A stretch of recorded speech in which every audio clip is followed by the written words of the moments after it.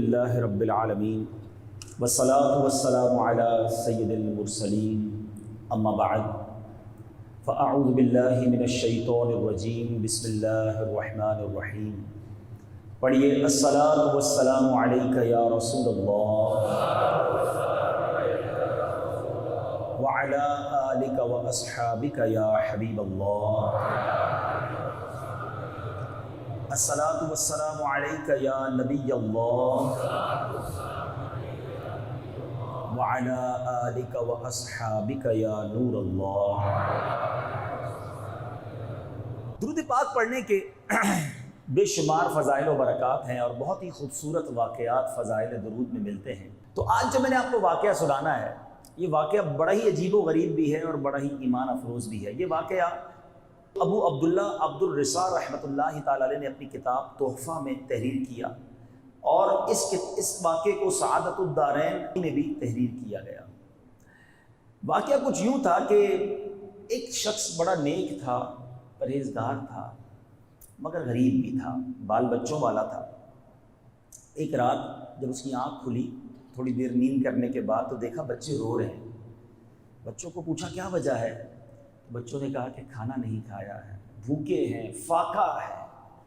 اب وہ نیک شخص ہے، عبادت گزار ہے، مگر بچے فاقے سے ہیں۔ کیا شاندار تربیت تھی اس کی اور اس کے بچوں کی۔ اس نے کہا ایسا کرو، سب میرے قریب آ جاؤ۔ بیوی بچوں کو جمع کیا اور کہا چلو مل کر نبی پاک پر درود پڑھتے ہیں۔ کھانا نہیں ہے، ہاتھ تنگ ہے، سرور کائنات علیہ الصلوۃ والسلام کی بارگاہ میں درود و سلام کا نذرانہ پیش کرتے ہیں۔ ساری دنیا خواندی ہے خیرات مدینے دی، ہمارا بھی کام ہو ہی جانا ہے۔ وہ درود پڑھتے لگے۔ درود پڑھتے پڑھتے اس نیک شخص کی آنکھ لگ گئی۔ آنکھ تو کیا لگی، آنکھیں بند ہوئی، قسمت جاگ اٹھی۔ پیارے آقا علیہ الصلوۃ والسلام خواب میں تشریف لائے۔ سرور کائنات علیہ الصلوۃ والسلام نے فرمایا کہ ایسا کرو، فلاں تاجر بزنس مین کے پاس جاؤ جو مجوسی ہے۔ مجوسی کہتے ہیں آگ کی پوجا کرنے والے۔ اس کو میرا سلام دینا اور اس کو کہنا کہ نبی پاک نے یہ فرمایا ہے کہ جو اللہ نے تمہیں مال دیا ہے اس میں سے میری مدد بھی کرو، اور تمہاری یہ جو دعا ہے وہ قبول ہو گئی ہے۔ یہ شخص اٹھا اور حیران ہوا کہ خواب میں تو پیارے آقا ہی تشریف لائے ہیں۔ یہ ایک آج مسئلہ بھی سمجھ لیں کہ جس نے، علماء کہتے ہیں جس نے نبی پاک کو خواب میں دیکھا اس نے حق دیکھا، کیونکہ پیارے آقا کی شکل میں شیطان نہیں آ سکتا۔ پیارے آقا کا دیدار ہوا ہے، سمجھ لو واقعی نبی پاک کا دیدار ہوا ہے۔ مگر یہ پزلڈ ہو گیا کہ پیارے آقا مجھے کسی غیر مسلم کے پاس سلام دے کر بھیجے، آگ کے پوجا کرنے والے کے پاس۔ دیر از سم تھنگ رانگ۔ دوبارہ سو گیا، درود پڑھتے پڑھتے دوبارہ سو گیا۔ پیارے آقا علیہ الصلوۃ والسلام خواب میں پھر تشریف لائے۔ فرمایا کہ جاؤ اس مجوسی سے کہو کہ نبی پاک نے تمہیں سلام دیا ہے، آقا نے فرمایا میری مدد کرو، اور دیکھو جو تم نے دعا مانگی تھی وہ دعا قبول ہو گئی ہے۔ اب یہ پھر حیران، صبح اٹھا اور اب کہا پیارے آقا دو بار تشریف لائے ہیں۔ تلاش کرتا کرتا کرتا اس مجوسی کے گھر پہنچ گیا۔ وہ تو one of the big business man تھا، بہت بڑا اس کا گھر تھا، بہت سارے نوکر چاکر تھے۔ یہ بندہ ادھر گیا اور جا کر اس مجوسی سے کہتا ہے میں آپ کے لیے ایک میسج لایا ہوں، لیکن ذرا اکیلے میں بات کرنی ہے۔ اسے سب دوست نوکروں کو دور کر دیا، کہا آؤ کیا بات کرنی ہے؟ کہا حضور میسج یہ ہے کہ میں اپنے نبی کا میسج لایا ہوں اور انہوں نے آپ کو سلام ارشاد فرمایا ہے۔ وہ مجوسی کہتے تمہیں پتہ نہیں ہے میں مسلمان نہیں ہوں، میں تمہارے نبی کا کلمہ نہیں پڑھتا، میں تمہارے نبی پر ایمان نہیں لایا، میرے لیے سلام کیسے آ سکتا ہے؟ کہا صرف سلام نہیں لایا، کچھ اور بھی پیغام لایا ہوں۔ کہا اچھا اور کیا پیغام ہے؟ کہ نبی پاک نے فرمایا جو دعا ہے وہ دعا قبول ہو گئی ہے، اور آقا نے یہ بھی فرمایا ہے کہ اپنے مال میں سے کچھ میری مدد کرو۔ مجوسی کہتا ہے اچھا اب میرے ساتھ اندر آؤ۔ اس کا ہاتھ پکڑا، کمرے میں لے گیا۔ جیسے ہی کمرے میں داخل ہوا، اس کے ہاتھ پر ہاتھ رکھ کے کلمہ پڑھتا ہے، اشہد ان لا الہ الا اللہ واشہد ان محمدا عبدہ ورسولہ۔ یہ نیک شخص حیران کہ واٹس ہیپن، کیا ہو رہا ہے؟ کوئی بات نہیں، اور کلمہ پڑھ لیا۔ اس نے اپنے سارے نوکروں کو بلایا، کہا دیکھو سارے بزنس کرنے والوں کو بلایا، میں مسلمان ہو گیا ہوں، تم میں سے جو مسلمان ہوگا اس کے ساتھ کاروبار کروں گا، میرا جو نوکر مسلمان ہوگا اس کے ساتھ اس کو اپنے پاس رکھوں گا، ورنہ سب سے کام کاج ختم۔ سب نے کہا جب آپ مسلمان ہو گئے تو ہم بھی مسلمان ہو جاتے ہیں، کلمہ پڑھ کر سب کے سب مسلمان ہو گئے۔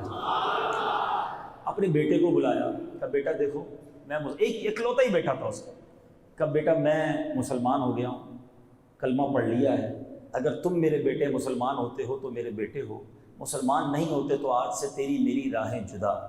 کہتا بابا جان آپ میرے والد ہیں، میرے بڑے ہیں، آپ نے صحیح سمجھا ہوگا، آپ نے کلمہ پڑھ لیا مسلمان ہو گئے، میں بھی کلمہ پڑھ کے مسلمان ہوتا ہوں۔ بیٹا بھی مسلمان، اب اس کی ایک ہی بیٹی تھی، بیٹی کو بلایا، اس کو بھی مسلمان کر دیا۔ وہ جو شخص پیغام لایا تھا وہ شاکڈ، وہ کہتا ہے پہلے مجھے تو بتاؤ ماجرا کیا ہے، آپ سبھی کلمے پڑھنے شروع ہو گئے ہیں، سب مسلمان ہونے شروع ہو گئے ہیں، what is the reason, secret کیا ہے، راز تو بتا دو۔ کہتا اب بتاتا ہوں راز کیا۔ مجوسی جو ہیں، یہ کتاب میں جب میں نے واقعہ پڑھا تو وہی مجھے مجوسیوں کا ایک عقیدہ پتہ چلا، آپ کو بھی شاید پہلی بار پتہ چلے گا۔ جو آتش پرست ہوتے ہیں ان کے عقیدے میں، ان کے بلیف میں یہ اجازت ہے کہ بھائی بہن کی شادی ہو سکتی ہے۔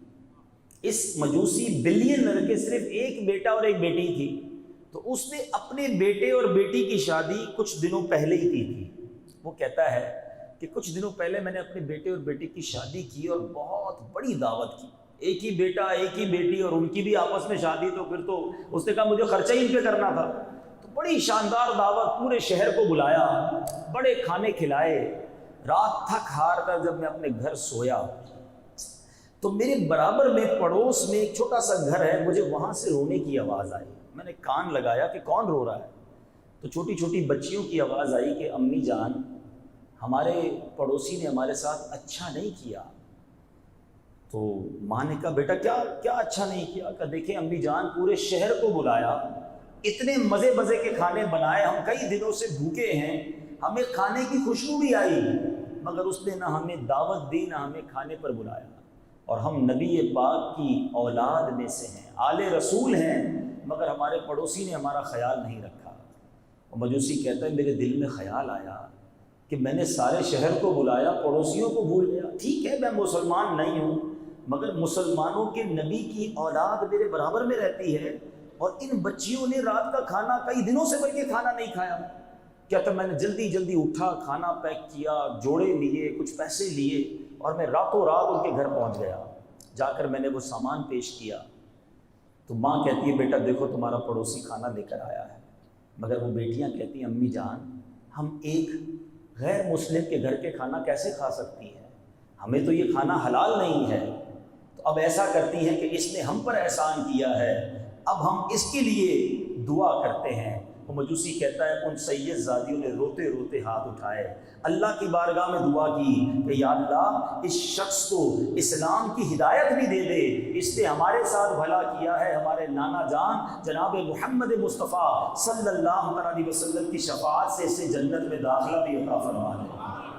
وہ کہتا ہے میں تو کھانا کھلا کر آ گیا، لیکن بچیوں کی دعا میرے کان میں تھی، لیکن آج جو تم سلام لائے ہو اور یہ بھی پیغام لائے ہو کہ دعا قبول ہو گئی ہے، اس کا مطلب میرا وہ صدقہ، میری وہ خیرات، میری وہ مدد قبول کر لی گئی بارگاہ رسالت میں، تمہارے نبی نے میرا نام لے کر سلام بھیجا ہے، اب میں نے اسلام بھی قبول کر لیا ہے، اور مجھے امید ہے جو دوسری دعا مجھے ملی ہے کہ آقا کی شفاعت سے جنت میں داخلہ ہوگا، انشاءاللہ وہ داخلہ بھی میرا ہو جائے گا۔ اب سنو تیسرا پیغام تم یہ لائے تھے کہ میں نے تمہاری مدد کرنی ہے، میں نے اپنے بیٹے اور بیٹی کی شادی جب کی تھی، اب تو یہ مسلمان ہو گئے، دونوں میں جدائی ہو گئی ہے، 50% تو میں نے بچوں کو اپنی جائیداد دے دی، اب بقیہ 50% جو ہے یہ سارا مال میں تمہیں اللہ کی راہ میں خیرات کرتا ہوں۔ تو غریب شخص خوشی خوشی گھر آتا ہے۔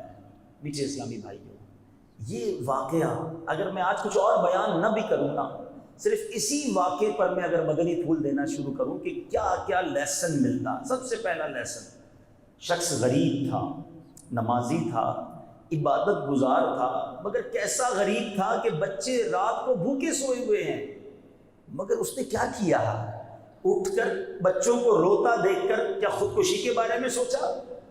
کیا اللہ کی بارگاہ میں کمپلینز کرنا شروع کر دی؟ اے اللہ میں پیچھے رہ گیا، نماز بھی پڑھتا ہوں، روزے بھی رکھتا ہوں، عبادت بھی کرتا ہوں، میرے بچے بھوکے، مجھے تو نے دیا ہی کچھ نہیں۔ آج یہی تو ہوتا ہے نا، کسی کے پاس مال کم ہو، کسی کے پاس روزی روزگار میں کوئی کمی ہو جائے تو شکوے، شکایت، کمپلین۔ کیا مائنڈ سیٹ تھا بیٹا کھانا نہیں ہے کوئی بات نہیں، آؤ مل کر نبی پاک پر درود بھیجتے ہیں۔ یہ کیا سکھا گیا ہمیں؟ یہ سیکھنے والی بات ہے۔ زبان پر شکوے رنج و الم لایا نہیں کرتے، زبان پر شکوے رنج و الم لایا نہیں کرتے، نبی کے نام لیوا غم سے گھبرایا نہیں کرتے۔ پرابلم کے بغیر زندگی نہیں گزرتی ہے۔ آپ کو لگتا ہے کہ جس کا بڑا بنگلہ ہے، جس کی بڑی گاڑی ہے، وہ بہت سخی ہے، ایسا نہیں ہے۔ اس جہاں میں ہر کوئی دکھی ہے، کسی کے کچھ پرابلمز ہیں، کسی کے کچھ پرابلمز ہیں۔ اصل میں مائنڈ سیٹ لوگوں کا یہ بن گیا ہے کہ جس کے پاس پیسہ ہوگا نا وہ سخی ہو جائے گا، جتنا پیسہ ہوگا اتنے پرابلم سالو ہو جائیں گے۔ اگر ایسا ہوتا نا تو دنیا میں کوئی مالدار دکھی نہ ہوتا۔ آپ کا تجربہ نہیں ہے، ہمارا تجربہ ہے۔ ہم دنیا میں روز لوگوں سے مل رہے ہوتے ہیں، بڑے بڑے گھروں میں جاتے ہیں۔ یقین کریں کبھی کبھی اتنے بڑے گھر میں رہنے والا جب کان میں اپنا پرابلم بتاتا ہے نا تو ہم اللہ کا شکر ادا کرتے ہیں کہ یا اللہ اس سے زیادہ ہمیں سکھی بنایا ہے۔ اتنے دکھ ہوتے ہیں، اتنی پریشانیاں ہوتی ہیں، اتنی بیماریاں ہوتی ہیں، کبھی بچوں کے غم ہوتے ہیں، کبھی بے اولادی ہوتی ہے، کبھی نیند نہیں آ رہی ہوتی ہے، کبھی مال چھننے کا خوف ہوتا ہے، کبھی اغوا ہونے کا خوف ہوتا ہے۔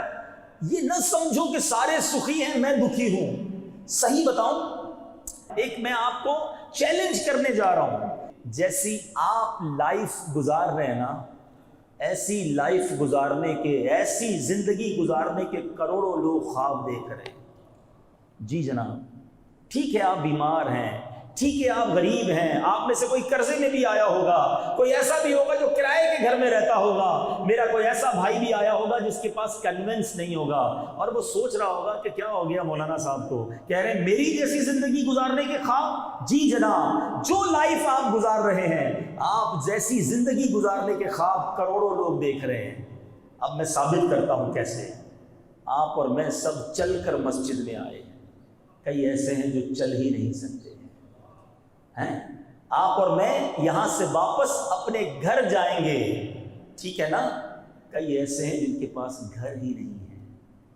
آپ اور میں آزاد ہیں، آج بھی لاکھوں مسلمان جیلوں کے اندر ہیں۔ ان کو کتنا ارمان ہوتا ہوگا کہ میں بھی اس بار سحری افطاری اپنے بچوں کے ساتھ کروں، مگر قید ہے۔ آج دوپہر کا کھانا میں نے اور آپ نے کھا لیا ہے، کئیوں نے رات کا بھی کھا لیا ہوگا، مگر کئی لوگ آج بھی ایسے ہیں جنہوں نے صبح سے کھانا نہیں کھایا ہوگا۔ ہم کہتے ہیں ہمارے پاس کچھ نہیں ہے، میں پیچھے رہ گیا۔ آپ اور میں ہاتھ سے کھانا کھاتے ہیں۔ جاؤ کبھی ہاسپٹل کے اندر، نالیوں کے ذریعے خوراک دی جا رہی ہے، لاکھوں روپے موجود ہیں۔ میں کل پرسوں ایک مریض کو دیکھ کر آیا ہوں، اس گھرانے میں پیسے کی کمی نہیں ہے، بڑے بڑے ڈاکٹرز کو دکھا لیا، علاج کروا لیا، ٹیسٹ کروا لیے، سمجھ ہی نہیں آ رہی بیماری کیا ہے۔ بتاؤ نا، اگر پیسے سے علاج ہوتا تو کروڑوں روپے خرچ کر کے وہ شخص علاج کرا لیتا اپنے گھر والوں کا، نہیں کرا پا رہے۔ اللہ جسے چاہے صحت دے، جسے چاہے سکون دے۔ رب سے سکون مانگو، سکھ مانگو۔ یہ صرف پیسے کے پیچھے پڑ کر اپنے آپ کو غریب سمجھ کر جو ڈی مورلائز ہو رہے ہو، یہ بے وقوفی ہے۔ خدا کی قسم، وہ مزدور اچھا ہے جو تھوڑا کماتا ہے، حلال کماتا ہے، سکون کی نیند سوتا ہے، بچے نمازی ہیں، فرما بردار ہیں، گھر میں کوئی بڑی بیماری نہیں، وہ بڑا خوش نصیب ہے۔ کیوں بنگلے والے کو دیکھ کر، کیوں گاڑی والے کو دیکھ کر، کیوں پیسے والوں کو دیکھ کر اپنے آپ کو کمتر سمجھتے ہو؟ ہمارا پرابلم ہی یہی ہے، ہم نے زندگی میں ٹارگیٹس ہی کچھ اور بنا لیے۔ میں ادھر اس جیسا گھر لوں گا تو سخی ہو جاؤں گا، ویسی فیکٹری بناؤں گا تو اصل زندگی کا مزہ آئے گا۔ چھوٹی اسکوٹر ہے، وہ بڑی والی جس دن گاڑی لے لی نا، بس زندگی کا مقصد اسی دن پورا ہو جائے گا۔ اللہ کے بندو، یہ کس چکر میں لگ گئے؟ تم بڑی گاڑی لوگے تو تم سے بڑی گاڑی والا پھر نظر آئے گا تم کو۔ اب تو وہ زمانہ آ گیا، لوگوں کے اپنے پرائیویٹ ایئر کرافٹ ہیں، کدھر تک دوڑو گے؟ کس سے لڑائی لڑو گے؟ کس کا کمپٹیشن کرو گے؟ عقل مندی کیا ہے یاد رکھو۔ زندگی کو اگر انجوائے کرنا ہے نا، سیٹسفائی لائف گزارنی ہے، تو زندگی گزارنے کا ایک ہی مقصد، بڑا اچھا طریقہ علماء نے لکھا کہ نعمتوں میں اپنے سے کمتر لوگوں کو دیکھو، بڑے مزے میں آ جاؤ گے، بڑے سیٹسفائی ہو جاؤ گے۔ کمتر لوگوں کو تو دیکھو یار، 15,000 12,000 10,000 کی سیلری میں جو زندگی گزار رہے ہیں، وہ کیسے گزار رہے ہیں ان کو دیکھو۔ اور اگر 10 15 20 ہزار والا مجھے سن رہا ہے تو وہ ان کو دیکھے جو مسجد کے دروازے پر بھیک مانگ رہے ہیں، میں وہ تو نہیں ہوں نا۔ ہر حال میں اللہ کا شکر ادا کرو، میرے رب نے قرآن میں وعدہ کیا ہے، لَإِن شَكَرْتُمْ لَأَزِيدَنَّكُمْ، تم میرا شکر ادا کرو میں تمہیں اور عطا کروں گا۔ There is a difference. ہم فارمولا بھول گئے ہیں. اگر اور چاہیے نا نعمتیں، اللہ نے قرآن میں فارمولا دیا ہے، شکر گزاروں کو دوں گا. آپ زبان سے شکر ادا کرتے رہیں، اللہ کے ہر حال میں شکر ادا کریں، وہ رب کریم آپ کو نوازتا جائے گا، آپ آگے بڑھتے چلے جائیں گے. بہرحال درود پڑھانا انہوں نے. آپ دکھی ہیں، پریشان ہیں، کسی بھی مصیبت میں ہیں، یہ واقعہ درس دے رہا ہے. فریاد امتی جو کرے حال زار میں. یاد تو کرو نا نبی پاک کو، یاد کیا نا انہوں نے، بھوکے تھے اور یاد کیا. آقا علیہ الصلوۃ والسلام وہ ہستی ہیں، بھول گئے وہ واقعہ. مسجد نبوی شریف میں ایک تنا تھا، سوکھا تنا، پیارے آقا اس سے ٹیک لگا کر خطبہ دیتے تھے. اس تنے کو چھوڑ کر ممبر پر بیٹھے تو تنا رونے لگ گیا. میرے آقا کھڑے ہو کر تنے کو سینے لگا لیتے ہیں. جو نبی اپنے تنے کو روتا نہ دیکھ سکے، امتی روتے ہوئے پکارے تو کیسے نہ سنیں گے، کیسے نہ مدد کریں گے. بس آپ درود پاک پڑھتے جائیے. فریاد امتی جو کرے حال زار میں، ممکن نہیں کہ خیر بشر کو خبر نہ ہو. تیسری بات، مجوسی نے کیا کیا تھا؟ آل رسول کی مدد کی تھی، غریبوں کی مدد کی تھی، گھر جا کر کھانا پہنچایا. انعام میں کیا ملا؟ ایمان بھی مل گیا، اللہ کی رحمت سے اسے نبی پاک کی شفاعت بھی نصیب ہو جائے گی. آقا کا پیغام مل گیا نا. اپنے پڑوسیوں کو دیکھو، اپنے غریب رشتہ داروں کو دیکھ لیجئے. بعض اوقات نیکی بڑی چھوٹی ہوتی ہے، نام نہیں ہوتا اس میں، مسجد میں اعلان نہیں ہوگا. اصل پرابلم تو یہ ہے نا، پہلے تو ایک زمانہ تھا، ایک جملہ بڑا مشہور تھا، نیکی کر دریا میں ڈال. آج ہے نیکی کر فیس بک پہ ڈال. ہر بندے کا اپنا پیج ہے، ہر بندے کو ہر نیکی دنیا کو بتانی ہے. امام صاحب کو بھی اسپیشل، ایک تو میرے کو آج تک سمجھ نہیں آیا کہ امام صاحب کو کان میں بولیں گے اسپیشل والی دعا کرنا. وہ اسپیشل والی دعا کون سی ہو؟ دعا ہی ہوتی ہے بھائی. پیسے دیے نا مسجد میں، افطار کے دیے ہیں، پنکھے لگوائے ہیں، کارپیٹ بچھوائے، تو نام لے کر دعا ہونی چاہیے کہ جناب حاجی صاحب نے کارپیٹ بچھوایا ہے، فلاں حاجی صاحب نے پنکھے لگائے. یہ نام یہاں ہوتا ہے. لیکن کسی غریب کے گھر جا کر اس کو کھانا کھلا دو، اس کی مدد کر دو، جو وہ دعا ملے گی نا، وہ جو خوشی اس کے دل سے نکلتی ہے اور پھر جو دعا نکلتی ہے وہ کیسی مقبول دعا ہے. سبحان اللہ. خاص طور پر اس واقعے سے ایک اور سبق مل رہا ہے، آل رسول کی خدمت. اگر آپ کی سراؤنڈنگ میں، آپ کے ملازمین میں، آپ کے دوستوں میں، آپ کے قریب اگر سید زادے ہیں، ایک بڑا عجیب کانسیپٹ ہے یار، یہ سید زادے نا، ان کو زکوٰۃ نہیں لگ سکتی. بھائی زکوٰۃ نہیں لگ سکتی اس کا مطلب یہ تھوڑی ہے کہ مدد بھی نہیں کرنی ہے. سید زادے کو مال کا میل ہے زکوٰۃ، اس لیے نہیں دینا. یہ اتنی پاکیزہ ہستی کی رشتہ داری میں ہے کہ ان کو اچھا مال، پاکیزہ مال پیش کریں. ساری دنیا کو زکوٰۃ بانٹیں گے، سید زادے کو کچھ بھی نہیں دیں گے کیونکہ ان کو زکوٰۃ نہیں لگتی، تو بھوکے مار دیں گے کیا سید زادے کو؟ ان کو ایکسٹرا خدمت کریں. سرکار کی آل ہے، ان کی خدمت کرو گے تو نبی پاک کا فیضان نصیب ہوگا. شعر تو سارے ہی جھوم جھوم کر پڑھتے ہیں کہ تیری نسل پاک میں ہے بچہ بچہ نور کا، تو ہے عین نور، تیرا سب گھرانہ نور کا. سچی بات بتاؤں، اپنی روزی کا ہو سکے نا، یا اپنے منافع کا ایک چھوٹا سا حصہ، بلکہ 1% ہی کیوں نہ ہو، تو آل رسول کے لیے الگ کیا کرو کہ یہ بس اس پیسے سے صرف سید زادوں کی خدمت کروں گا، نبی پاک کی آل کو تلاش کر کے جو غریب ہیں ان کی ہیلپ کروں گا. آپ سوچو تو صحیح، آپ کن کی خدمت کر رہے ہو اور کس نسبت سے کر رہے ہو. جب نبی پاک ملاحظہ فرمائیں گے تو آپ کی جھولی کیسے بھریں گے، آپ کے کام کیسے سیدھے ہو جائیں گے. تو بات ساری اچھی نیت کی ہے. تو بہرحال درود پاک ایک ایسا وظیفہ ہے میٹھے اسلامی بھائیوں، آپ کسی بھی پرابلم میں ہوں گھبرائیں نہیں، درود پاک کو شروع کیجئے اور پڑھتے رہیے. پھر دیکھیں آپ فیل کریں گے آپ کے سامنے سے مشکلیں کیسے حل ہو رہی ہیں، آپ کے پرابلم ٹھیک ہونے لگ جائیں گے، برڈن آپ کا جو ہے وہ ریلیز ہونے لگ جائے گا. اللہ تعالیٰ مجھے اور آپ کو کثرت کے ساتھ درود پاک پڑھنے کی توفیق عطا فرمائے. میٹھے اسلامی بھائیوں، ماشاءاللہ آج کا یہ اجتماع، اس کا ٹاپک اتنا خوبصورت ہے، اس کی جس کو آپ کہیے کہ تمہید اتنی پیاری ہے. استقبال ماہ رمضان، کیا مہینہ ہے رمضان کا، ہیں مسلمان اس کے آنے کے لیے ایکسائٹڈ ہیں، عاشقان رمضان انتظار کر رہے ہیں، گھڑیاں گن رہے ہیں. سبحان اللہ. اور یہ بڑا اچھا انداز ہے کہ ماہ رمضان کی آمد کے اجتماع منعقد کیے جائیں تاکہ ریمائنڈر کال ہو جائے، ہمیں یہ پتہ چل جائے کہ کیسے گزارنا ہے رمضان، جو مسٹیکس رمضان میں ہو جاتی ہیں اس سے ہم بچ جائیں. سب سے پہلے اس مہینے کی سگنیفیکنس، اس کی اہمیت کا اندازہ کیجئے کہ اللہ تبارک و تعالیٰ نے اس مہینے کے بارے میں قرآن میں کیسا تذکرہ کیا ہے۔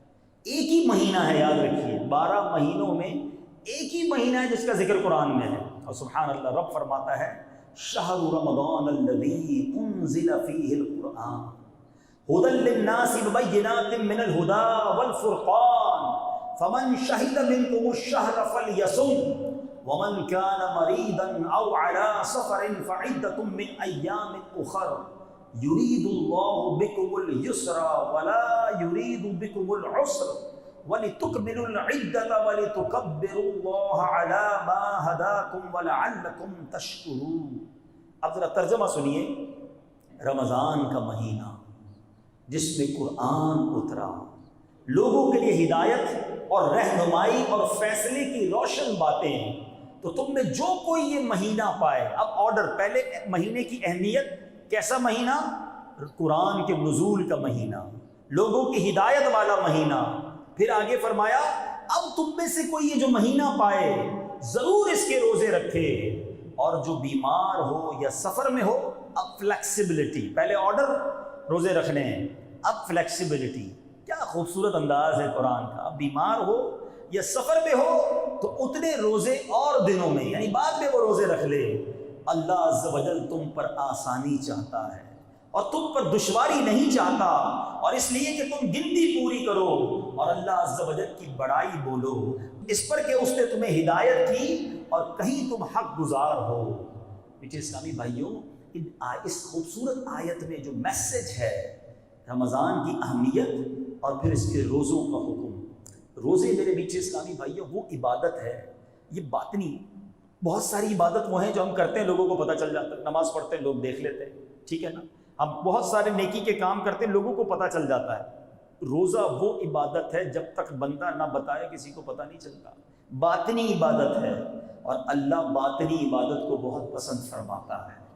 یقیناً اسلام میں فلیکسیبلٹی ہے۔ یہ عجیب بات ہے، آج کل جو دین سے دور ہے وہ عجیب عجیب باتیں کرتے ہیں کہ جناب اسلام میں بڑی سختی ہے۔ اگر میرے ساتھ کوئی بیٹھے تو میں اسے پروف کر دوں کہ the most flexible religion on earth، ساری کائنات میں سب سے زیادہ فلیکسیبلٹی والا اگر کوئی مذہب ہے جس میں آسانیاں ہیں، الحمدللہ وہ ہمارا مذہب اسلام ہے۔ مسافر ہیں تو روزے بعد میں رکھ لیں، بیمار ہیں تو بعد میں رکھ لیں، آپ اگر وضو نہیں کر سکتے تو تیمم کر لیں، کھڑے ہو کے نماز نہیں پڑھ سکتے تو بیٹھ کے پڑھ لیں۔ کدھر سختی ہے؟ بیٹھ کے نہیں پڑھ سکتے لیٹ کے پڑھ لیں، لیٹ کے بھی نہیں پڑھ سکتے اشاروں سے پڑھ لیں۔ عورتوں کے پاکی کے دن نہیں ہے تو نمازیں معاف کر دی گئی، روزے اس کو بعد میں رکھنے کا حکم دے دیا گیا۔ ہر موقع پر اگر آپ مشکل میں ہیں، اسلام نے آپ کے لیے فلیکسیبلٹی دی ہے۔ پیسے ہیں، سال گزرا ہے تو زکوٰۃ ہے، پیسے ہیں، استطاعت ہے تو حج فرض ہے، مال نہیں ہے کوئی حج فرض نہیں ہے، مال نہیں ہے کوئی زکوٰۃ فرض نہیں ہے۔ اسلام کا کون سا حکم ہے جو ہمیں جبری طور پہ کرنے کا حکم دیتا ہے؟ ہمارا مذہب وضو کے لیے جناب زخم لگ گیا، پٹی باندھی ہے، کوئی ضروری نہیں ہے پٹی اتارنے کی، اس کے اوپر تیمم کر لیں۔ سب چیزوں کا علاج اور حل موجود ہے۔ پرابلم کیا ہے؟ لوگ جو دور ہیں دین سے وہ سمجھتے ہیں بڑا مشکل ہے، جو دین کے اندر آتا ہے اس کو پتا چلتا ہے کہ اس سے اچھا تو مذہب ہی کوئی نہیں ہے۔ لوگ کہتے ہیں جناب اسلام انجوائمنٹ کا منع کرتا ہے، اسلام فیملی ٹائم کو منع کرتا ہے، حالانکہ بخاری کی حدیث ہے، جا بجا میرے آقا ارشاد فرماتے ہیں تم میں بہترین وہ ہے جو اپنے گھر والوں کے ساتھ بہترین ہے۔ میرے آقا خود گھر کا سودا سلف لے کے جاتے ہیں، نبی پاک بچوں کے ساتھ کھیلتے بھی تھے، بچوں کو پیار بھی کرتے تھے، اپنی ازواج کے ساتھ بھی محبت کا برتاؤ کرتے۔ پہلے دل سے اسلام اگر کوئی قبول کر لے اور اس کی تعلیمات کو پڑھتا چلا جائے تو میں تو یہ سمجھتا ہوں کہ بندہ اگر صحیح طریقے سے پریکٹسنگ مسلم بن جائے، اس کی فیملی لائف بھی زبردست ہو جاتی ہے، اس کی بزنس لائف بھی زبردست ہو جاتی ہے، اس کی سوشل لائف بھی بڑی اعلیٰ ہو جاتی ہے۔ تو بہرحال یہ بات ضرور ہے کہ بیمار کو روزوں کی چھوڑنے کی اجازت ہے، لیکن اب ایک بڑا عجیب سا فینومنا، ایک عجیب سی پرابلم یہ شروع ہو گئی ہے، سر میں درد ہے اس لیے روزہ نہیں رکھا، زکام بڑا ہو رہا تھا اس لیے روزہ نہیں رکھا ہے، یار آج بڑی گرمی تھی آفس میں بڑا کام تھا اس لیے روزہ نہیں رکھا ہے۔ نہیں میرے میٹھے اسلامی بھائی، یہ مذاق ہے۔ اللہ کی طرف سے جو فرض کیا گیا ہمارے، پہلے سمجھو روزہ کیا ہے۔ 5 پلر ہیں اسلام کے، بچپن سے پڑھتے آ رہے ہیں نا، نماز، روزہ، حج، زکوٰۃ اور کلمہ، ایمان لانا۔ تو روزہ تو پلر آف اسلام میں ہے، بیسکس آف اسلام میں ہے، اور آج روزے قضا ہو رہے ہیں۔ کبھی بھی یہ نہ کہیے گا کہ جناب تھوڑی سی طبیعت خراب تھی اس لیے روزہ چھوڑ دیا۔ ڈاکٹر بھی آج کل اگر کوئی ڈاکٹر بیٹھا ہے تو اس سے بھی میری گزارش ہے، ہر مریض کو کہہ دیتا ہے تم روزے نہیں رکھنا، شوگر کے مریض روزے مت رکھنا، بلڈ پریشر پرابلم روزے نہیں رکھنا۔ اللہ کے بندو کیوں دوسروں کے روزے اپنے اوپر لے رہے ہو؟ آپ بھی سمجھیے، ڈاکٹر کے کہنے سے روزہ معاف نہیں ہوگا۔ واقعی اگر ایسی بیماری ہے کہ جس پہ روزہ رکھنے سے آپ کی بیماری شدت اختیار کر جائے، جان جانے کا خوف ہو جائے یا مرض بہت بڑھ جائے، اس کا آسان طریقہ کیا ہے کہ اگر آپ بیمار ہیں، آپ اپنی اس بیماری کا پرابلم کسی عالم دین سے شیئر کیجیے۔ ڈاکٹر ہے، عالم دین نہیں ہے۔ شریعت کا حکم ڈاکٹر کیسے بیان کرے گا؟ ڈاکٹر کی جو سجیشن ہے وہ عالم دین سے ڈسکس کیجیے کہ جناب مجھے یہ پرابلم ہے اور ڈاکٹر کہتا ہے کہ روزہ نہ رکھیں۔ اب آپ کو صحیح عالم دین یا مفتی صاحب کہتے ہیں کہ ٹھیک ہے آپ روزہ نہ رکھیں، پھر روزہ چھوڑیں، ورنہ ایسا نہ ہو کہ آپ شدید گناہ گار ہو جائیں۔ روزے سے مت کہو مجھے کام ہے، اپنے کام سے کہو کہ مجھے روزہ رکھنا ہے۔ اتنی محنت میں گرمی میں مزدوری کرنے والے یہ ہمارے پٹھان بھائی یہ روزہ رکھتے ہیں، اور آج چھوٹا موٹا کام کرنے والا کہتا ہے جناب میں تھک جاتا ہوں اس لیے روزہ نہیں رکھتا۔ کام کم کر دیں، تھوڑا آرام بڑھا دیں، مگر روزہ ضرور رکھیں۔ روزہ دار اللہ کو کتنا پسند ہے آپ کو پتہ ہے؟ روزہ جب ہم رکھتے ہیں ہمارے منہ میں اسمیل آتی ہے، بو آتی ہے، ہم پیسٹ نہیں کر سکتے روزے میں، تو اب جب بو آتی ہے نا افطار سے پہلے، سبحان اللہ حدیث کا مضمون ہے کہ روزہ دار کے منہ سے جو بو آتی ہے وہ اللہ تعالیٰ کے نزدیک مشک کی خوشبو سے زیادہ افضل ہے۔ اللہ کو اتنی پسند ہے یہ بو۔ روزہ دار کا سونا بھی عبادت ہے، روزہ دار کی ہر سانس پر اسے نیکی ملتی ہے، لیکن شرط یہ ہے کہ روزہ ہو۔ اب ایک اور عجیب پرابلم ہے، رکھ لیا روزہ، آپ نے کہا نا چلو مولانا صاحب روزہ رکھ لیا ہے، اب روزے کے بعد کیا کر رہے ہیں؟ باقی تو سارا دن تو موبائل پہ کھیلنا ہے نا، ٹائم بھی تو پاس کرنا ہے۔ روزہ رکھا ہے تو ٹائم پاس کرنا ہے، اب ٹائم پاس پہ کیا کرنا ہے؟ ہمارے پاس سب کے پاس موبائل آ گیا، انٹرنیٹ آ گئے، پتہ نہیں کون کون سے گیم آ گئے ہیں، روزے میں گیم کھیل رہے ہیں، روزے میں فیس بک کے اوپر پتہ نہیں کیا کیا دیکھ رہے ہیں، معاذ اللہ فلمیں ڈرامے تک سنا لوگ دیکھتے ہیں کہ ٹائم پاس کرنا ہے۔ رات کو سارے دوست مل کر تاش کھیل رہے ہیں، کیوں؟ وہ رات گزارنی ہے نا، رمضان کی سحری تک جاگنا ہے۔ استغفر اللہ، رمضان اس لیے نہیں آیا میرے میٹھے اسلامی بھائی، شاید لوگوں کو پتہ نہیں ہے۔ اب میں آپ کو ایک ایگزامپل کے ذریعے سمجھاتا ہوں۔ ہم میں سے بہت سارے، ہم سارے ہی گناہ گار لوگ ہیں، بہت ساری غلطیاں کرتے ہیں۔ کسی کی زبان پر ہو سکتا ہے گالی گلوچ ہو جو کہ غلط ہے، لیکن وہ مسجد میں آ کر گالی دیتا ہے۔ بتائیے مسجد میں کوئی گالی دے تو آپ کیا کریں گے؟ شرم نہیں آتی؟ مسجد میں گالی دے رہے ہو۔ اسی طرح کوئی شخص باہر گانے باجے سنتا ہے، غلط ہے، لیکن مسجد میں آ کے ہیڈ فون لگا کے کوئی گانے سننا شروع کر دے، آپ کیا کہیں گے؟ اللہ کے گھر میں حرام، شدت ہے نا، گناہ زیادہ خطرناک ہو جاتا ہے اللہ کے گھر میں۔ بالکل اسی طرح اور مہینوں کے گناہ اپنی جگہ، رمضان کا گناہ بہت زیادہ شدید عذاب لاتا ہے، سمجھو اس بات کو۔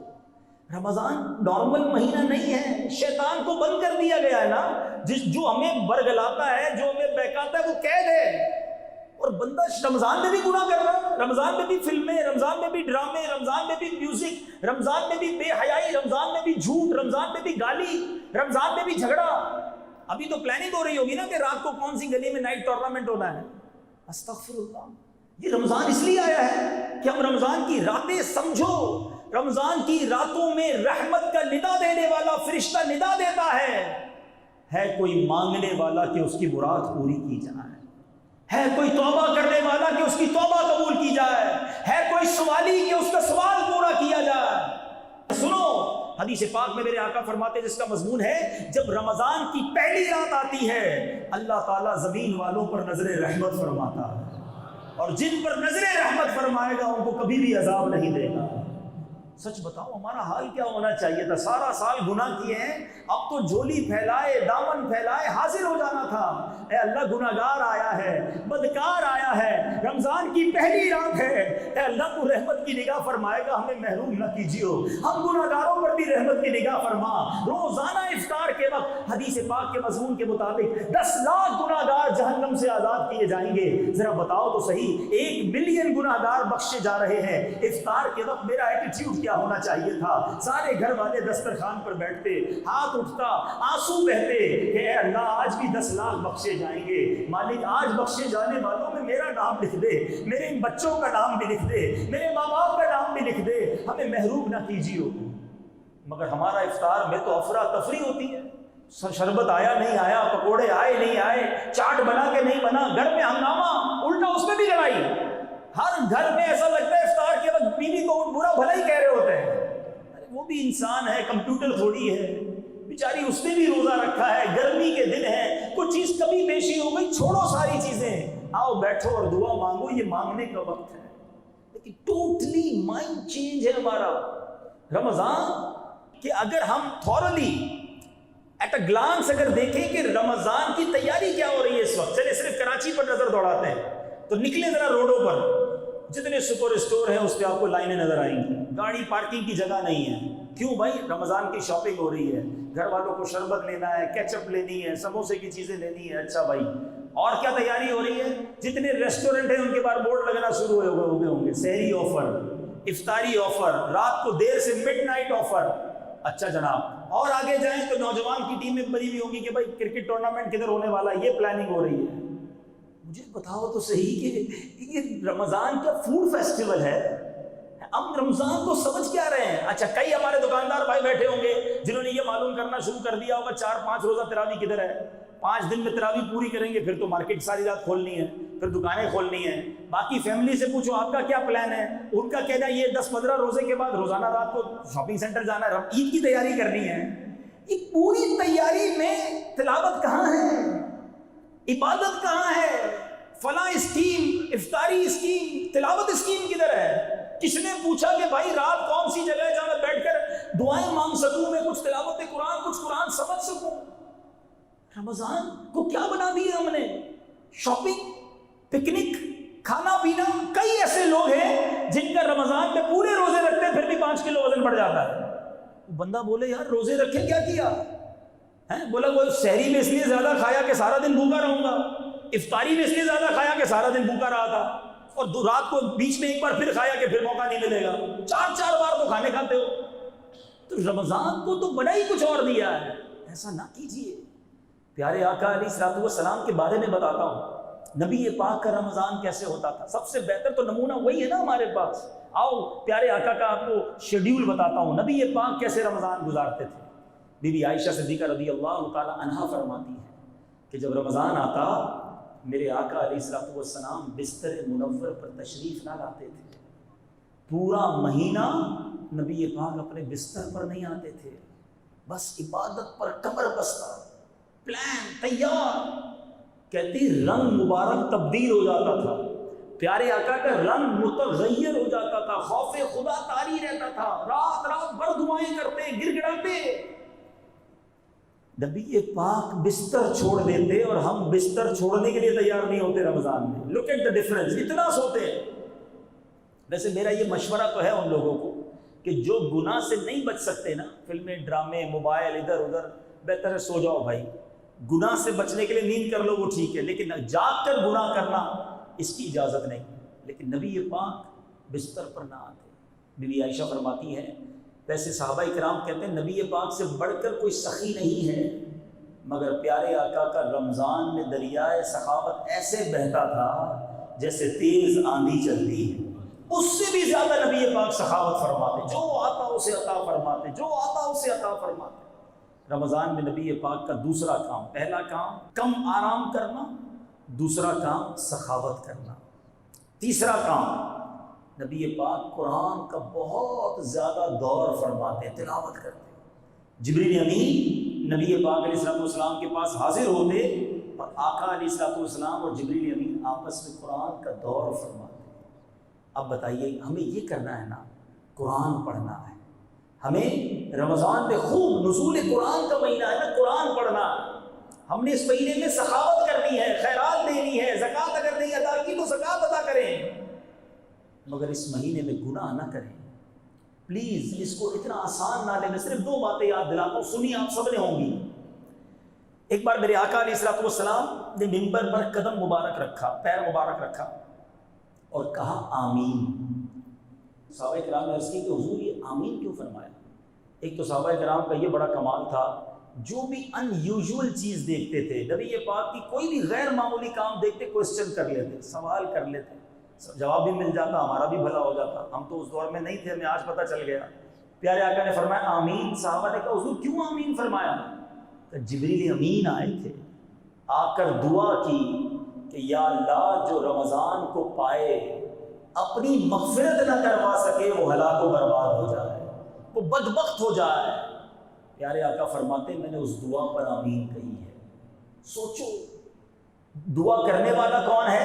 فرشتوں کا سردار روح الامین جبریل امین، اور دعا پر آمین کہنے والا کون ہے؟ نبیوں کا سردار۔ There is no doubt، قبولیت میں اب کوئی شک نہیں ہے، قبول ہی قبول ہے۔ اب سوچئے جس نے رمضان پایا اور مغفرت نہ کروا سکا وہ برباد ہو جائے گا، تو کیا تاش کھیلنے والے کی مغفرت ہو جائے گی؟ کیا فلمیں ڈرامے دیکھنے والا اللہ کو راضی کر لے گا رمضان میں؟ جھوٹ بولنے والا، لڑائی کرنے والا، جھوٹی قسمیں کھا کے اپنا مال بیچنے والا، ملاوٹ کر کے اپنے سودے بیچنے والا رمضان میں کیسے بخشا جائے گا؟ اس مہینے میں بچانا پڑے گا اپنے آپ کو، چینج کرنا پڑے گا اپنی عادتوں کو، تب جا کے کوئی بخشش کی صورت بنے گی نا۔ پھر اللہ کی بارگاہ میں التجا کریں گے تو کرم ہوگا۔ گناہ بھی جاری اور کہیں میں بخشا جاؤں گا، سوچیے۔ اچھا کچھ لوگ سمجھتے ہیں کہ رمضان میں آٹومیٹکلی ٹھیک ہو جاؤں گا۔ دیکھیے یاد رکھیں رمضان میں یقیناً شیطان بند ہوتا ہے، مگر جو عادتیں ہم نے بگاڑی ہوئی ہیں نا اپنی، وہ ساتھ ہی ہوتی ہیں۔ جس کی لڑائی کی عادت ہے، جس کی گالیوں کی عادت ہے، جس کی جھگڑے کی عادت ہے، وہ رمضان میں بھی کر رہا ہوتا ہے، بلکہ رمضان کے تیسرے 3-4 روزے تو ڈر ہی لگا رہتا ہے کہ روڈ پہ جھگڑے ہی ہو رہے ہوتے ہیں، کیونکہ نئے نئے روزے رکھے ہوتے ہیں، کئیوں کی سگریٹ چھوٹ گئی ہوتی ہے، کئیوں کے پان چھوٹ گئے ہوتے ہیں، ہر آدمی دوسرے سے لڑنے کے لیے تیار ہوتا ہے افطار سے پہلے۔ تو رمضان اس لیے تھوڑی آیا کہ آپ اپنا غصہ کسی اور کے اوپر اتاریں، آپ گالی دیں، آپ لڑائی کریں، نہیں، معافی درگزر۔ صرف کھانے پینے کا روزہ نہیں ہے، سمجھیے آنکھوں کا بھی روزہ ہے، کان کا بھی روزہ ہے، زبان کا بھی روزہ ہے۔ پیارے آقا علیہ الصلوۃ والسلام کا یہ فرمان یاد رکھو، نبی پاک فرماتے ہیں، جو حدیث پاک کا مضمون ہے، جو بھوکا پیاسا رہے، رمضان میں روزہ رکھے اور گناہوں سے باز نہ آئے، تو اللہ کو ایسے شخص کے بھوکا پیاسا رہنے کی کوئی حاجت نہیں ہے۔ خالی بھوکا ہی پیاسا رہے، باقی سارے ہی کام ہو رہے ہیں، تو یہ کون سا روزہ ہے؟ سمجھیے اس بات کو۔ اور ایک اور بڑی اہم بات، ایک بار مولا علی کرم اللہ تعالی وجہ الکریم ایک قبرستان کے پاس سے گزرے، آپ نے قبر کو دیکھا اور اللہ کی بارگاہ میں فریاد کی، مولا مجھے اس قبر کے حالات دکھا دے۔ قبر کے حالات دکھا دیے گئے، آپ پر ظاہر کر دیے گئے۔ دیکھا کہ اس قبر میں مردے کو آگ کے اندر لوٹ پوٹ کیا جا رہا ہے۔ وہ مردہ چیخ چیخ کر مولا علی سے کہتا ہے، یا علی میری مدد کیجئے، انا غریق فی النار وحریق فی النار، مدد کیجئے۔ مولا علی نے اللہ کی بارگاہ میں ہاتھ اٹھائے، یا اللہ اس کی بخشش کر دے۔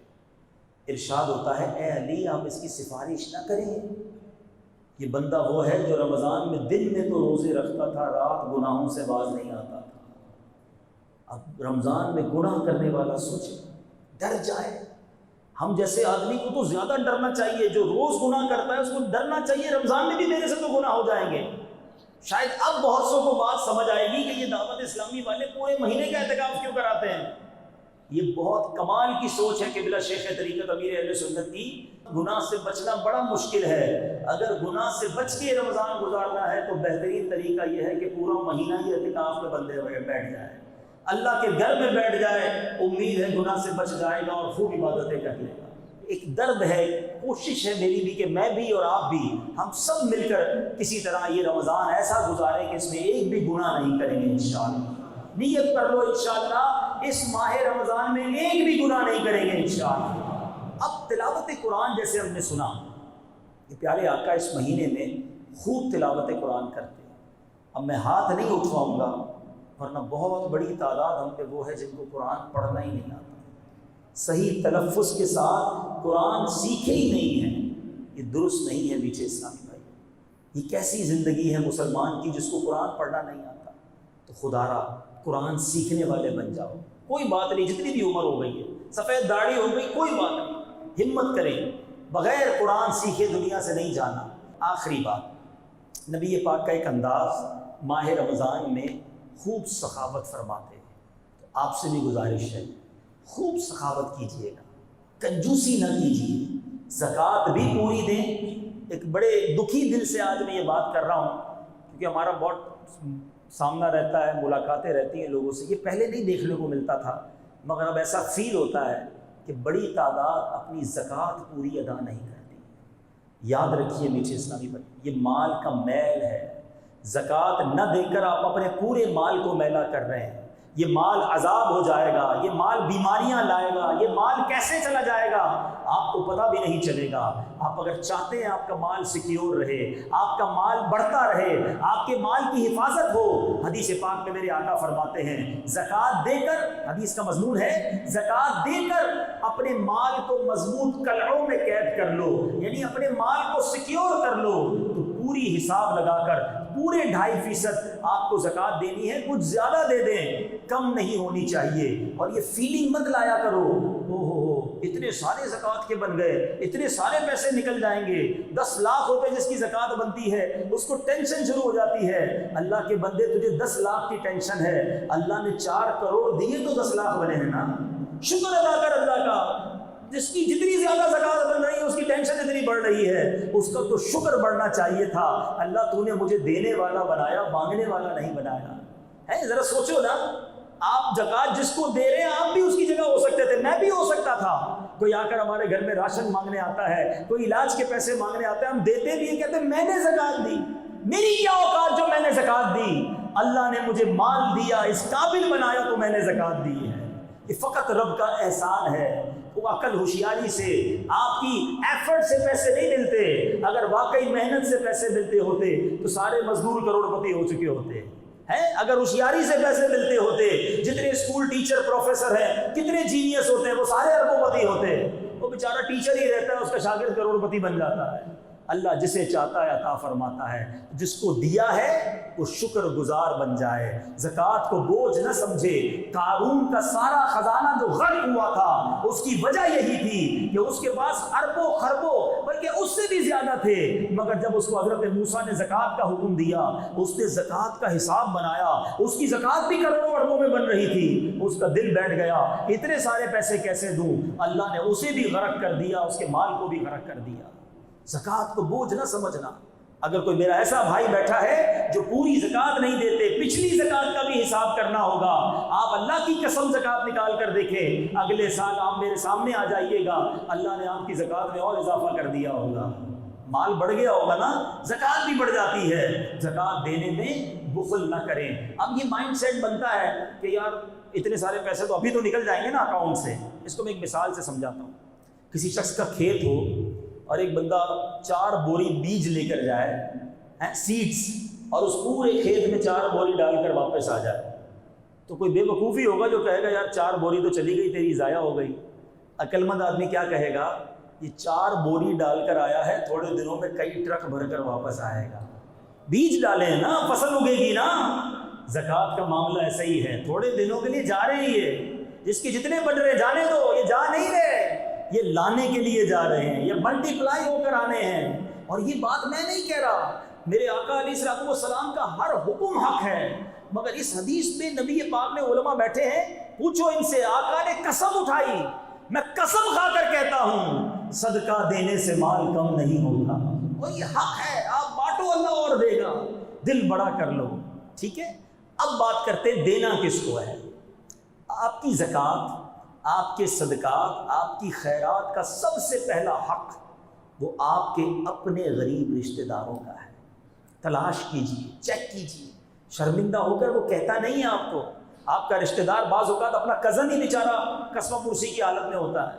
ہاں یہ ضرور ہے، اگر وہ زکوٰۃ کا مستحق نہیں اور پھر بھی غریب ہے تو آپ اس کو نفلی صدقے سے مدد کریں، مگر سب سے پہلے اپنے غریب رشتہ داروں کا خیال رکھیں، کیونکہ حدیث پاک کا مضمون ہے اللہ تعالیٰ بروز قیامت ان لوگوں پر نگاہ رحمت نہیں فرمائے گا جو غیروں کو بانٹتے رہے ان کے اپنے پریشان۔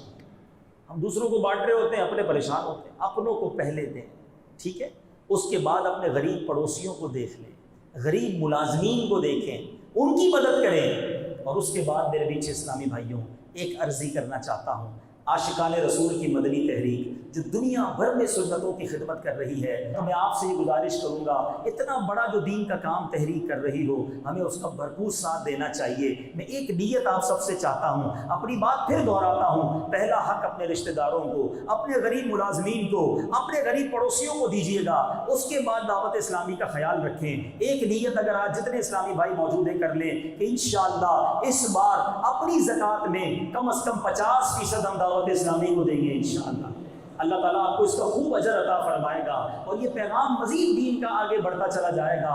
اللہ کی رحمت سے یہ کام اور آگے بڑھے گا تو امت کی اصلاح ہوتی چلی جائے گی۔ اللہ کریم سے دعا کرتے ہیں، رب کریم ہم سب کو ماہ رمضان صحت اور عافیت کے ساتھ نصیب فرمائے، اس مہینے کی برکتیں عطا فرمائے۔ اللہ کریم ہم سب کو اس مہینے میں خوب تلاوت قرآن کرنا نصیب فرمائے، اور اپنی راہ میں دل کھول کر خرچ کرنا نصیب فرمائے۔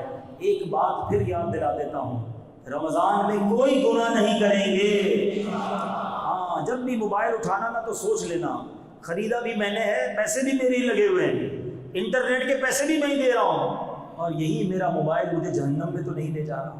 نہیں چاہیے ایسا موبائل، نہیں چاہیے ایسی کوئی ڈیوائس جو میری ساری روحانیت کا بیڑا غرق کر دے۔ رمضان میں کوئی گناہ نہیں کریں گے۔ اللہ تعالیٰ عمل کرنے کی توفیق عطا فرمائے۔ الحمدللہ رب العالمین والصلاة والسلام علی سید المرسلین یا ارحم الراحمین یا ارحم الراحمین یا ارحم الراحمین یا ربنا یا ربنا یا ربنا یا ربنا یا ربنا یا اللہ یا رحمان یا رحیم یا اللہ یا رحمان یا رحیم یا اللہ یا رحمان یا رحیم۔ اللهم ربنا آتنا في الدنيا حسنة وفي الآخرة حسنة وقنا عذاب النار وقنا عذاب القبر وقنا عذاب الحشر وقنا حساب الميزان اللهم أجرنا من النار اللهم أجرنا من النار اللهم أجرنا من الشيطان يا مقلب القلوب ثبت قلبي على دينك یا مصرف القلوب صرف قلبی علی طاعتک اللہم بلغنا رمضان بصحت و عافیہ۔ اے رب کریم، اے گناہ گاروں کو بخشنے والے، تیرے دربار میں تیرے گناہ گار سیاہ کار بندے ہاتھ اٹھائے سر جھکائے حاضر ہیں۔ اے اللہ مانتے ہیں بڑے گناہ کیے ہیں، بڑی خطائیں کی ہیں، بڑی امید لیے آئے ہیں کہ برکتوں والا رحمتوں والا مہینہ آئے گا، گناہ گاروں کی بخششیں ہوں گی اور ہمارا بھی کام بن جائے گا۔ اے اللہ پہلی التجا تو یہ ہے کہ ہمیں صحت کے ساتھ عافیت کے ساتھ ماہ رمضان سے ملا دے۔ اے اللہ ہمیں پورے روزے رکھنا نصیب فرما، رمضان کی ساری تراویح پڑھنا نصیب فرما۔ اے اللہ ماہ رمضان کی پہلی رات جو تو اپنے بندوں پر نگاہ رحمت فرمائے، اس خاص نعمت کو حاصل کرنے والوں میں ہمارا نام بھی لکھ دے۔ اے اللہ ہماری حتمی مغفرت فرما دے، ہمارے ماں باپ کی مغفرت فرما، ہمارے بھائی بہنوں کو بخش دے، ہمارے گھر والوں کی مغفرت فرما دے۔ اے کریم ہمارے سارے خاندان کی مغفرت فرما، آقا علیہ السلام کی ساری امت کی بخشش فرما دے۔ اے کریم رمضان سے پہلے پہلے ہماری ساری بری عادتوں سے ہماری جان چھڑا دے، ہمیں صحیح معنوں میں اپنا پسندیدہ بندہ بنا لے۔ یہ بری عادتیں، یہ غلط ہماری جو عادتیں ہیں، کہیں رمضان میں بھی ہم سے گناہ نہ کروا بیٹھے۔ اے کریم کرم کر ہمیں یہ رمضان فقط نیکیوں میں گزارنا نصیب فرما، گناہوں سے بچ کر ماہ رمضان گزارنا نصیب فرما۔ اے اللہ ہمارے آنکھوں کے گناہوں کو معاف فرما، ہمارے ہاتھوں کے گناہوں کو معاف فرما، ہمارے کانوں کے گناہ معاف فرما دے۔ یہ زبان جو دعا کر رہی ہے مولا، اس سے بھی بڑے گناہ کیے ہیں، ہماری زبان کے گناہ بھی معاف کر دے۔ اے کریم ہم پورے کے پورے گناہوں میں گرفتار ہیں، مگر تو چاہے تو سارے گناہ معاف ہو سکتے ہیں۔ اگر تو نے ہم سب کو معاف کر دیا، اگر تو نے ہم سب پر رحمت فرما دی، تیری قسم تیری رحمت میں کمی نہیں ہوگی۔ اگر ہمیں جنت میں تو نے داخل کیا، تیری جنت میں جگہ کم نہ پڑے گی۔ میرے مولا تیرا کچھ نہ جائے گا، ہمارا بیڑا پار پار ہو جائے گا۔ اے اللہ بس آج ہماری جھولیوں میں مغفرت کی خیرات ڈال دے، بس آج ہم سب سے صدا کے لیے راضی ہو جا۔ اے اللہ اب جو باقی زندگی ہے وہ قرآن والی زندگی ہو جائے، نماز والی زندگی ہو جائے، درود والی زندگی ہو جائے، عبادت والی زندگی ہو جائے۔ اے اللہ بس ہمیں اب باقی زندگی عبادت پہ گزارنا نصیب فرما، آقا کی سنتوں پر عمل کر کے زندگی گزارنے کی توفیق عطا فرما۔ اے رب کریم، اے رب کریم ہمارے بچوں کو بھی نیک کر دے، ہمارے بچوں کو ہماری مغفرت کا ذریعہ بنا دے۔ اے کریم، اے کریم بہت دور دور سے تیرے بندے آئے ہیں اور بڑی امیدیں لیے آئے ہیں کہ مبارک اجتماع ہوگا، پھر دعا مانگیں گے۔ کوئی بیمار ادھر آیا ہے، کوئی بیمار کو گھر چھوڑ آیا ہے۔ اے شفا دینے والے، ڈاکٹر منع کرتے تو کیا ہوا، ڈاکٹروں نے ڈرا دیا ہے پھر بھی کوئی غم نہیں۔ مولا تو بغیر دوائی کے شفا دینے پر قادر ہے، کرم کر ہمارے سارے مریضوں کو شفا عطا کر دے۔ اے اللہ ہمارا یہ یقین ہے کہ تو ہر چاہے پر قادر ہے۔ انک علی کل شیء قدیر، میرے مولا ہمیں اپنی قدرت کا نظارہ دکھا، ہم گھر جائیں تو ہمارے مریض اچھے ہو چکے ہوں، ہمارے مریضوں کو شفا عطا کر دے، انہیں ان کے پیروں پر کھڑا کر دے۔ اے اللہ یہ طرح طرح کی بیماریوں، طرح طرح کے انجیکشنز، طرح طرح کی ڈرپوں سے ہماری جان چھڑا دے، ڈائلسس کے مریضوں کے گردے اچھے کر دے، شوگر کے مریضوں کی شوگر ٹھیک کر دے، ایسی صحت دے دے مولا کہ بڑی ہمت کے ساتھ عبادت کر سکیں اور رمضان کے پورے روزے رکھ سکیں۔ اے رب کریم ہمارے گھر والوں میں بھی جو بیمار ہیں، ہم میں جو بیمار ہیں، اے شفا دینے والے ہمیں شفا عطا کر دے۔ اے کریم جو بے اولاد ہیں انہیں نیک اور صالح اولاد عطا کر دے، اولاد والوں کی اولاد کو والدین کی آنکھوں کا نور بنا دے۔ اے اللہ روٹھوں کو بنا دے، بچھڑوں کو ملا دے۔ اے کریم، اے کریم جو جس مشکل میں پریشان ہے، کوئی قرضے میں ڈوبا ہوگا، کسی کے اپنے پیسے کہیں پھنس گئے ہوں گے، اے اللہ کوئی بے روزگار ہے، کسی کا روزگار تو ہے مگر پیسے پورے نہیں ہوتے، مہنگائی نے کمر توڑ دی ہے، اے کریم کرم کر، اے اللہ کرم کر، ہم سب کی مشکلیں آسان کر دے، ہمارے دکھوں کو سکھ میں بدل دے، ہماری پریشانیوں کو خوشیوں میں بدل دے۔ تیرے سوا کون ہے جس کے دربار پہ فریاد کرے، تیرے سوا کون ہے جو بے چینوں کو چین عطا کرے۔ اے قرار دینے والے، اے چین دینے والے، اے سکھ دینے والے، آج تیرے بندے تیرے دربار پہ فقیر حاضر ہیں۔ اللہ تو غنی ہے، ہم فقیر ہیں، اللہ غنی و نحن فقراء۔ اے اللہ اپنے ان فقیروں کی جھولیوں کو بھر دے، آج سب کی مرادوں کو پورا کر دے، رمضان سے پہلے پہلے ہمارے دکھ دور کر دے، رمضان سے پہلے پہلے ہمارے دکھ دور کر دے، ہمیں رمضان خوشیوں کے ساتھ عطا فرما۔ جن کے گھروں میں لڑائی جھگڑے ہیں، جن بھائی بہنوں بیوی بچوں رشتہ داروں میں دوریاں ہیں، اے اللہ رمضان سے پہلے سب کو جوڑ دے، خوشیوں کے ساتھ اپنوں کے ساتھ ہمیں رمضان نصیب فرما۔ اے اللہ کئی خوش نصیب رمضان میں حرمین جاتے ہیں، کئی حج کی تیاریوں میں مصروف ہیں، اے اللہ ہم پر بھی کرم کر، ہمیں بھی جلدی جلدی حرمین طیبین کی حاضری نصیب فرما، مکہ مدینے کی حاضریاں ہمارا مقدر فرما دے۔ اے اللہ جب تک زندہ رکھیو ایمان والی، عافیت والی، صحت والی، اے اللہ ہمیں زندگی عطا کرنا، زندگی کی آخری نماز بھی کھڑے ہو کر مسجد میں ادا کریں۔ اے اللہ اپنے سوا کسی کا محتاج نہ کیجیو، اے اللہ ہمیں اپنے بچوں کا محتاج بھی نہ کیجیو، ہم کھڑے رہیں، صحت کے ساتھ زندگی گزارتے رہیں، ساری زندگی ہاسپٹل، عدالت، جیلوں، پولیس اسٹیشن کے چکروں سے محفوظ فرما دے، ہماری جان، مال، عزت، آبرو، آل اور اولاد، دین اور ایمان کی حفاظت فرما، اور جب آخری وقت ہو ہمیں ایمان والی، کلمے والی، نبی پاک کی دین والی، مدینے والی موت عطا فرمانا۔ اے اللہ جنت البقیع ہم سب کا مقدر فرما دے، جنت الفردوس میں ہمیں آقا کا پڑوس نصیب فرما۔ اے اللہ ہمیں حاسدوں کے حسد سے بچا لے، ہمیں بد نظروں کی بد نظری سے بچا لے، شیطان کے شر سے بچا لے، جادو ٹونے آسیب سے بچا لے، زمینی آسمانی بلاؤں سے بچا، ناگہانی آفتوں سے بچا، عجیب و غریب بیماریوں سے بچا۔ بس اللہ چین والی، عافیت والی، سکون والی زندگی عطا فرما۔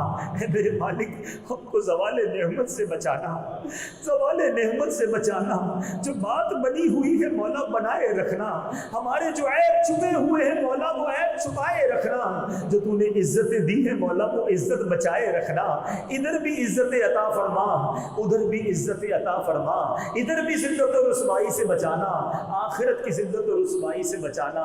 اے اللہ ہماری دعوت اسلامی کو ترقیاں اور عروج عطا فرما۔ قبلہ امیر اہل سنت، تمام علماء اور مشائخ اہل سنت اور ہمارے والدین کا سایہ ہمارے سروں پر تادیر قائم و دائم فرما۔ اے اللہ ہمارے وطن عزیز پاکستان کی خیر فرما، پوری دنیا میں جہاں جہاں مسلمان بستے ہیں عالم اسلام کا بول بالا فرما دے، سارے مسلمانوں کی خیر فرما دے۔ اللہم ربی یسر ولا تعسر، اللہم ربی یسر ولا تعسر، اللہم ربی یسر ولا تعسر وتمم لنا بالخیر یا فتاح وبک نستعین۔ دنیا میں ہر آفت سے بچانا مولا، دنیا میں ہر آفت سے بچانا مولا، عقبا میں نہ کچھ رنج دکھانا مولا۔ بیٹھوں جو درے پاک پیمبر کے حضور، ایمان پہ اس وقت اٹھانا مولا، ایمان پہ اس وقت اٹھانا مولا۔ ببرکت ان اللہ وملائکتہ یصلون علی النبی یا ایھا الذین آمنوا صلوا علیہ وسلموا تسلیما۔ صلی اللہ علی النبی الامی وآلہ صلی اللہ علیہ وسلم، صلاۃ و سلاما علیک یا سیدی یا رسول اللہ۔ جب دم واپسی ہو یا اللہ، سامنے ہو روضہ رسول اللہ اور لب پہ ہو لا الہ الا اللہ محمد الرسول اللہ۔